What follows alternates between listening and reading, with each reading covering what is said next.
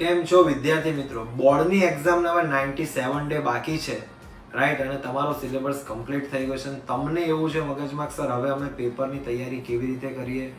આટલા પેપર હતા અમારી પાસે, એટલા તો પતાઈ ગયા છે, હવે કયા પેપર સેટને યુઝ કરી શકાય?